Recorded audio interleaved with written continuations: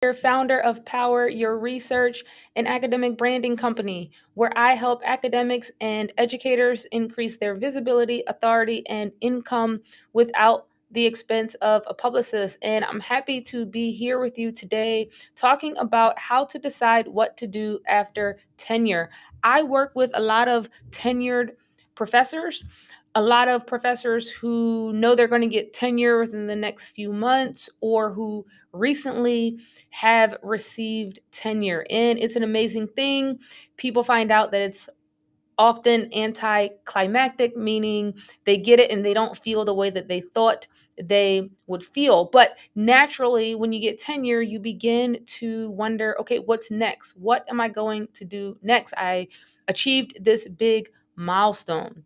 Now, one of the things that I found that I realized after I became a full professor was that, oh, this is the ceiling for my pay as a faculty member. So after you become a full professor, that's your income for the rest of your life in higher ed, unless you decide to do something else. In my case, it was to build a multi six figure brand. But if you are at a crossroads, which a lot of my academics inside the Power Year Research program are, here are five things to think about in terms of deciding what next. Because what you really need is clarity, but you need to get that clarity coming from a place of addressing any mindset issues, addressing just taking the easy route.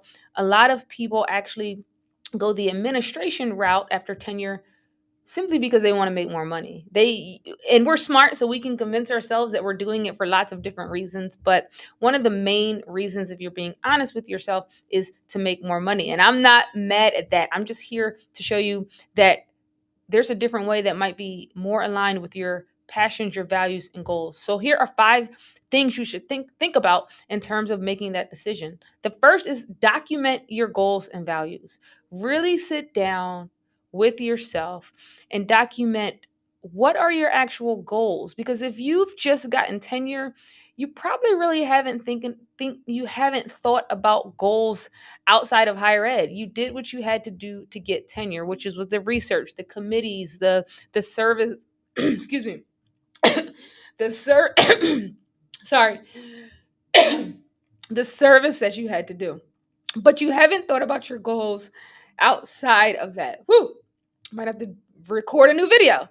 You haven't thought about your goals outside of that. But also you want to think about your values. Like, what do you value? Surely you value things outside of higher ed, right? But being in it so long, we begin to take on the values of the industry, the values of higher ed, and those are not always your values. And so, in thinking about going the administration route, there's one very important question that I want you to ask yourself. Do you want the life of the current administrator that has the current position that you want, or a current administrator that has a position that is adjacent to that? Is that what you want your life to look like? And if you're being honest with yourself and that is what you want your life to look like, that's one metric to make that decision.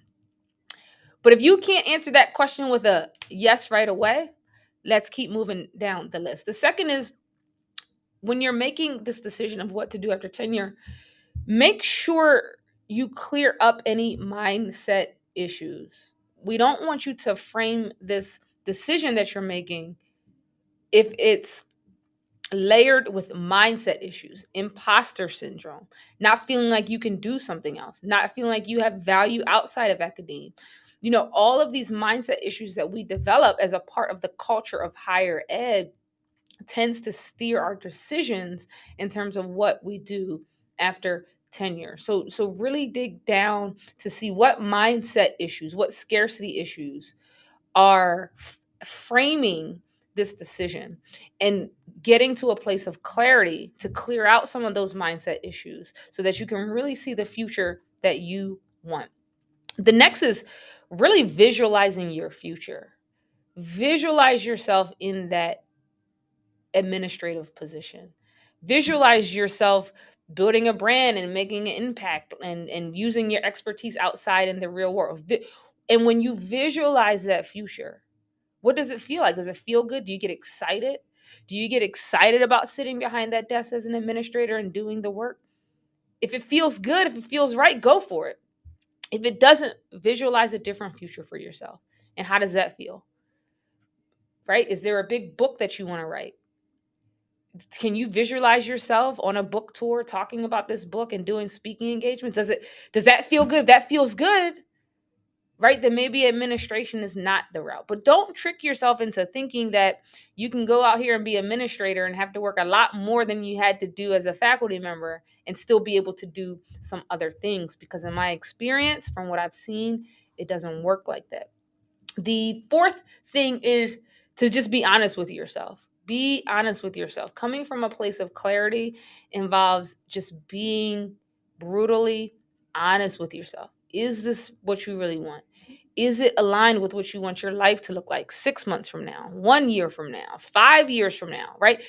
If you've just recently got tenure, you're in a beautiful place to really think about what you want the next phase of your life to look like. And be bold. Maybe it could be as simple as, I don't want to live paycheck to paycheck anymore. I want to go out here and impact the world and monetize that. It could be, hey, I want to be the first millionaire in my family. Be bold, but be honest. Sometimes we can't be honest with ourselves because we actually feel like we might not be able to reach the vision for our life that we want. But that's not true. You have to have faith. You have to have faith that the thing that you want, you can actually do.